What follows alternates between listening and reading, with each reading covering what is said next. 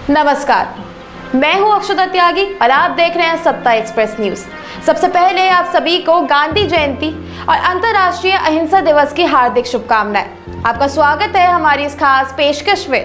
गांधी जी के पास देश की आजादी के लिए दो रास्ते थे, या तो वह क्रांतिकारियों के साथ मिलकर अहिंसा पर उतर आए या फिर दूसरा रास्ता अहिंसावादी का, जिसे उन्होंने अपनाया था।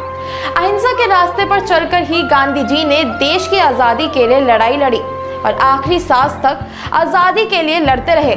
लेकिन आखिरी दिनों में भी गांधी जी ने अहिंसा का साथ नहीं छोड़ा। महात्मा गांधी का जन्म 2 अक्टूबर सन 1869 को गुजरात के पोरबंदर में हुआ था। महात्मा गांधी भारत स्वतंत्रता आंदोलन के एक प्रमुख राजनीतिक और आध्यात्मिक नेता थे। महात्मा गांधी का पूरा नाम मोहनदास करमचंद गांधी था।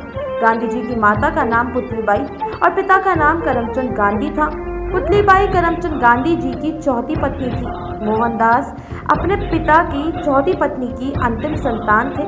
महात्मा गांधी को ब्रिटिश शासन के खिलाफ भारतीय राष्ट्रीय आंदोलन का नेता और राष्ट्रपिता माना जाता है। गांधी जी की मां पुतलीबाई अत्यधिक धार्मिक थी। यही कारण था कि पुतलीबाई ने महात्मा गांधी को भी अहिंसा का ही पाठ पढ़ाया। उनकी दिनचर्या घर और मंदिर में बटी हुई थी। वह नियमित रूप से उपवास रखती और परिवार में किसी के बीमार पड़ने पर उसकी सेवा दिन रात करती। महात्मा गांधी के मुख्य सिद्धांत अहिंसा एवं विश्व की सभी वस्तुओं को शाश्वत बनाना है। इस प्रकार उन्होंने स्वाभाविक रूप से अहिंसा, शाकाहार, आत्मशुद्धि के लिए उपवास और विभिन्न पंथों को मानने वालों के बीच ही अपना जीवन बिताया। मोहनदास करमचंद गांधी जी अपनी माता पुतलीबाई के आदर्शों पर ही चले। जिस प्रकार उनकी माता अहिंसावादी थी, उन्होंने गांधी जी को भी अहिंसा का ही पाठ पढ़ाया। अहिंसा के रास्ते पर चलते हुए गांधी जी ने अपना जीवन बिताया। गांधी जी के जीवन में परिस्थितियां चाहे जैसी भी रही हो, लेकिन उन्होंने कभी अहिंसा का साथ नहीं छोड़ा। इसी अहिंसा के रास्ते पर चलते हुए उन्होंने एक नारा भी दिया था कि यदि कोई आपके गाल पर थप्पड़ मारे तो दूसरा गाल आगे कर दो, इससे सामने वाला खुद ही अहिंसा पर आ जाएगा।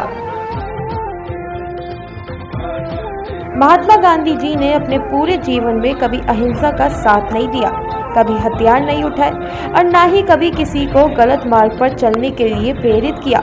मगर जिस तरह सभी के जीवन में उतार चढ़ाव का दौर आता है, वैसे ही राष्ट्रपिता महात्मा गांधी के जीवन में भी एक ऐसा समय आया था जब उनके अहिंसावाद के सिद्धांत पर आघात पहुंचा था। लेकिन वक्त की उस विपरीत घड़ी में भी गांधी जी ने अहिंसा का साथ नहीं छोड़ा। अपने इन्हीं सिद्धांतों की वजह से ही गांधी जी को आज पूरे देश राष्ट्रपिता के रूप में मानता है। महात्मा गांधी जी सत्याग्रह के माध्यम से अत्याचार के प्रतिकार के अग्रणी नेता थे। उनकी इस अवधारणा की नींव संपूर्ण अहिंसा के सिद्धांत पर रखी गई थी, जिसने भारत को भारतीय स्वतंत्रता संग्राम दिलाकर पूरी दुनिया में जनता के नागरिक अधिकारों एवं स्वतंत्रता के प्रति आंदोलन के लिए प्रेरित किया।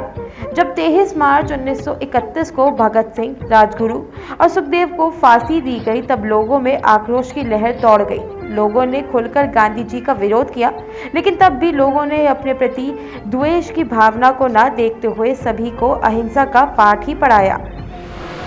इस देश में अहिंसावादी लोग तो आपने बहुत देखे होंगे, लेकिन महात्मा गांधी जी जैसा अहिंसावादी ना तो कोई बन सका है और ना ही बन सकेगा। क्योंकि व्यक्ति कुछ भी सीखते हैं तो सबसे पहले उसके घर के संस्कार उसके साथ चलते हैं। गांधी जी का परिवार भी अहिंसावादी ही था। उन्हें भी अहिंसा का ही पाठ पढ़ाया गया। अहिंसा के इतने बड़े पुजारी शायद ही आपने कहीं और देखे होंगे। अहिंसावादी होना कोई आम बात नहीं, लेकिन गांधी जी उस समय अहिंसावादी बने जब देश अंग्रेजों का गुलाम था। गुलाम होने पर भी गांधी जी ने देश के लिए जो आज़ादी लड़ी, वह आज़ादी भी अहिंसा के दम पर ही लड़ी। अहिंसा की राह पर चलते हुए उन्हें रास्ते में सैकड़ों मुसीबतें आई, लेकिन गांधी जी ने सभी मुसीबतों का डटकर मुकाबला किया। तो ऐसे थे हमारे देश के राष्ट्रपिता महात्मा गांधी जी, जिनके बारे में आज हमने आपको बताया कि कैसे एक आदमी अहिंसा के रास्ते पर चलकर महान बन सकता है, जैसे महात्मा गांधी जी बने। गांधी जयंती के उपलक्ष्य में हमारी इस खास पेशकश में फिलहाल इतना ही। देखते रहिए सत्ता एक्सप्रेस न्यूज।